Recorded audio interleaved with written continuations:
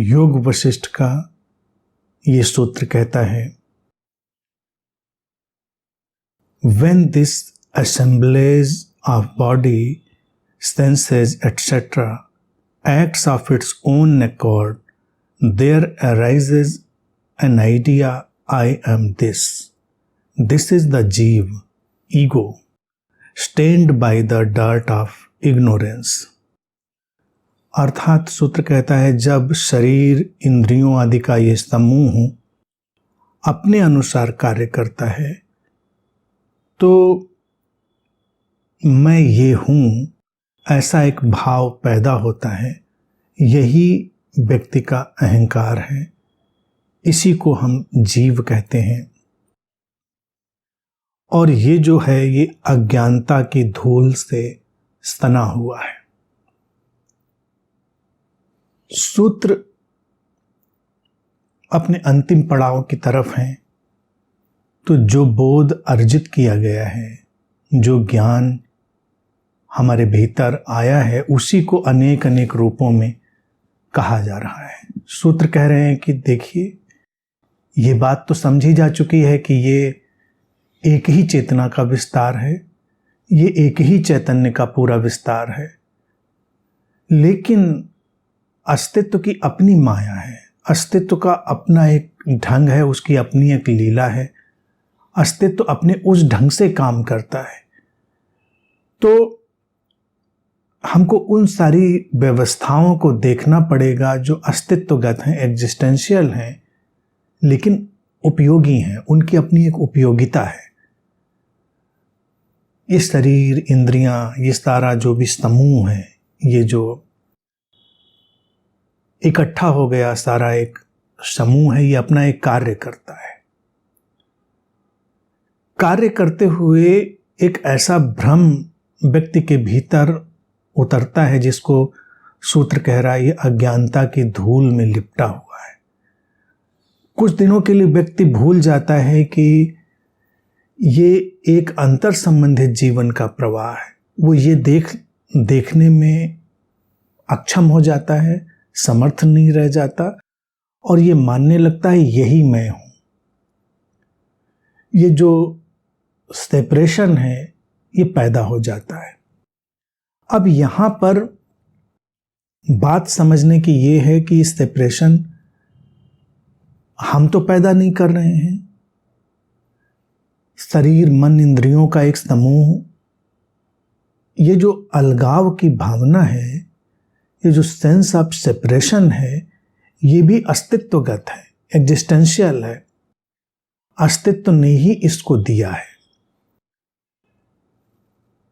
अस्तित्व ने इसलिए दिया है क्योंकि इसी अलगाव की भावना के साथ, इसी सेंस ऑफ सेपरेशन के साथ जीवन का कार्य व्यापार चलेगा,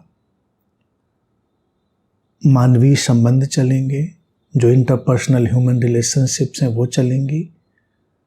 जीवन का सारा ताना बाना इसके ही आधार पर आगे बढ़ेगा। तो अस्तित्व की योजना में ये कोई बुराई नहीं है और अस्तित्व की योजना में ये कोई अज्ञान भी नहीं है। लेकिन अज्ञान कहते कब हैं, अज्ञान प्रवेश कब करता है, जब हम पूरी तरह इस अलगाव में डूब जाते हैं और स्रोत को भूल जाते हैं। जो complete forgetfulness of the source है, स्रोत के जो भूलने की एक स्थायी दशा है, वो समस्या है। और ये जो निश्चित किस्म का अलगाव है, जिसको सूत्र कह रहा है हम जीव कहते हैं, अहंकार कहते हैं, ये सभी लोगों में समान बना रहता है। ज्ञानियों में, अज्ञानियों में, हर जगह ये समान बना रहता है, इसमें कोई अंतर नहीं पड़ता।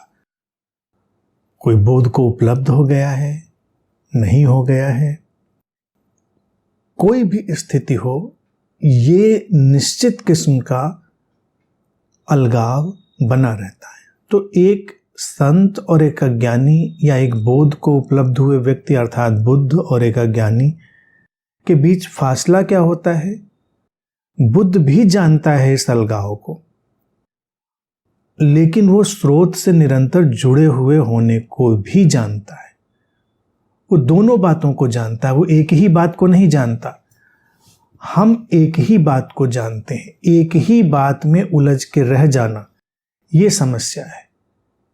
समस्या ये नहीं है कि अलगाव है, समस्या ये है कि हम जीवन को वन डायमेंशनल एकांगी दृष्टि से देखने के अभ्यस्त होने लगते हैं। अगर व्यक्ति इतना भी नहीं देख पाएगा अलगाव, तो मानवीय अंतर संबंध फेल हो जाएंगे, असफल हो जाएंगे। व्यक्ति एक इकाई की तरह नहीं अपना काम कर पाएगा। शरीर मन का समूह जितना भी है, उदाहरण इसीलिए शरीर मन के इंद्रियों के समूह को लिया गया है कि वो सामूहिकता में जब इकट्ठे होते हैं और कुछ क्रियाओं को संपन्न करते हैं, तो वो जो एक घटना बनती है उसको ही व्यक्ति अपना होना मान लेता है कि ये मैं हूं। अब अगर इंद्रियों को ही हम देखें, हमारी इंद्रियां यूं तो अलग अलग काम करती हैं, देखना, सुनना, बोलना, स्पर्श करना, स्वाद लेना, सब अलग अलग काम कर रही हैं, लेकिन मूल रूप से सब इंटीग्रेटेड हैं, अखंडित हैं, इकट्ठी हैं, अलग अलग नहीं है।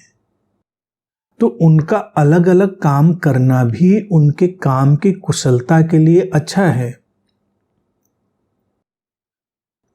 लेकिन मूल रूप से जब वो सारा जो डेटा है वो एक साथ इकट्ठा होता है तो वो एक अखंडित प्रवाह है, वो एक इंटीग्रेटेड फ्लो है, उसमें कोई विभाजन नहीं है।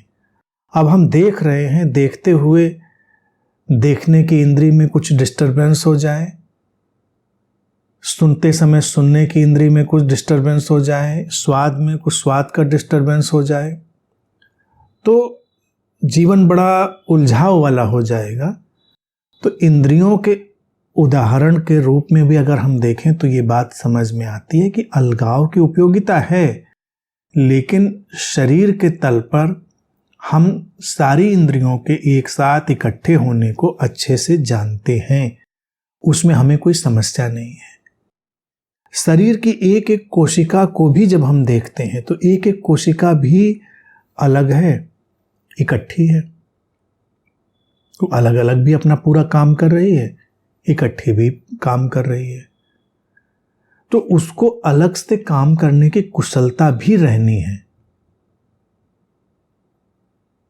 और उसको ये रिमेम्बरेंस, ये स्मरण भी निरंतर बना रहना है कि वो एक अखंडित जोड़ का हिस्सा है, वो उसका स्रोत होगा।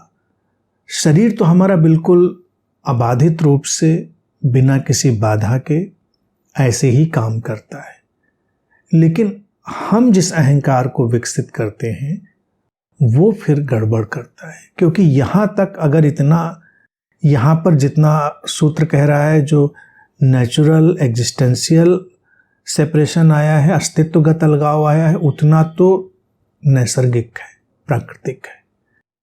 समस्या तब खड़ी होगी जब इसके ऊपर व्यक्ति अपनी कल्पनाओं, कहानियों का एक और अहंकार बनाता है।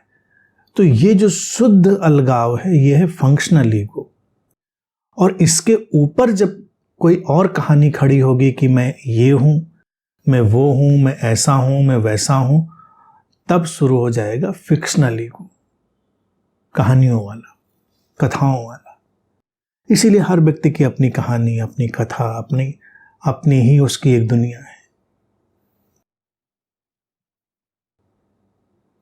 योग वशिष्ठ में इससे पहले के सूत्रों में ये बात कही गई है कि एक ही सत्ता, एक ही ब्रह्म, एक ही चैतन्य, उसका सारा विस्तार है।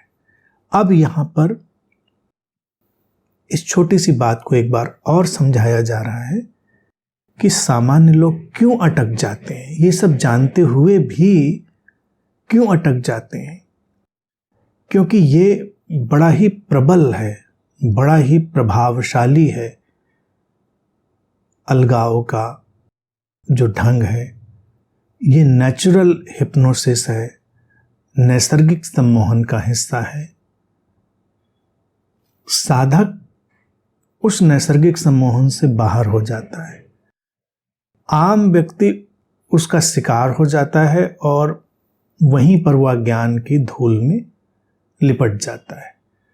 अलग तो फिर वो इतना अलग हो जाता है कि उसको कभी ख्याल ही नहीं आता कि मैं इस जोड़ का हिस्सा। इस अलग की दशा में ही जो लोग गए और उन्होंने धर्म भी विकसित किया, अध्यात्म विकसित किया, तो उनके लिए उनका परमात्मा भी कहीं कुछ अलग हो गया, बाहर हो गया। कहाँ पर कौन ऐसे परमात्मा को देखता है कि वो मेरा ही एक्सपेंशन है, मेरा ही विस्तार है? ऐसे तो कोई नहीं देखता। हमारी इस एंटिटी से, हमारी इस आइडेंटिटी से अलग कोई एंटिटी और आइडेंटिटी है।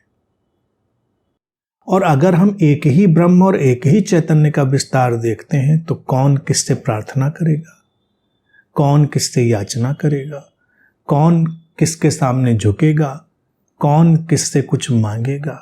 एक ही का सब विस्तार है, क्योंकि जब जैसे जो होना है वैसे होता चला जाएगा।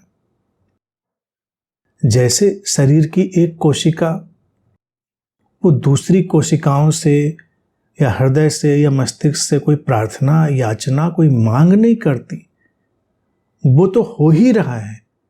ये जीवन संभला हुआ है, तो इस संभले हुए जीवन में जो जिस क्षण जैसे आवश्यक है वैसे होगा ही। इस कोशिका को जीवित रहना है तो इसको मस्तिष्क से संकेत भी मिलेंगे, इसको हृदय से रक्त का संचार भी मिलेगा, इसको जो भी शरीर में दौड़ता हुआ पोषण है वो भी मिलेगा, सब मिलेगा। और जब इस कोशिका को समाप्त होना होगा तो वैसे सारे संकेत मिलेंगे, वैसे सारी परिस्थितियां मिलेंगी और वो कोशिका सम्मानपूर्वक अपना काम पूरा करके विदा हो जाएगी। हमारा जीवन भी ऐसा ही है। हम आते हैं उसी स्रोत से, वो स्रोत हमको वो सब कुछ देता है जो आवश्यक है, क्योंकि उस विराट एग्जिस्टेंशियल प्ले में, जागतिक लीला में हमारी एक भूमिका है। हम वो भूमिका निभाते हैं, भूमिका पूरी हो जाती है, विदा रवे होने का, झर जाने का वक्त आता है, चले जाने का वक्त आता है, वैसी परिस्थितियां बन जाती हैं और हम विदा हो जाते हैं। कोई हल्ला गुल्ला नहीं, कोई शोरगुल नहीं, कोई संताप नहीं। ऐसे अगर हम देखते हैं तो जीवन में समस्या कहाँ पर है? कोई समस्या नहीं है।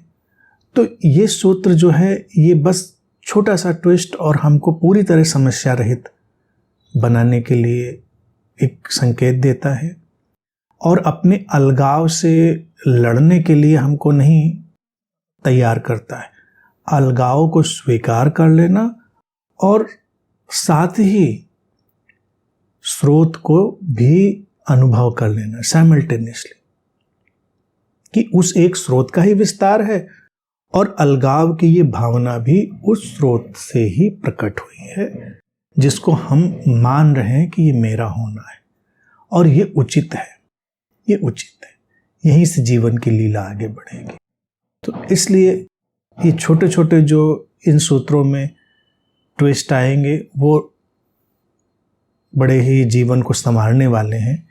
बाकी ज़्यादातर सारी चीज़ पुनरावृत्ति ही होगी जो सूत्र आने वाले हैं।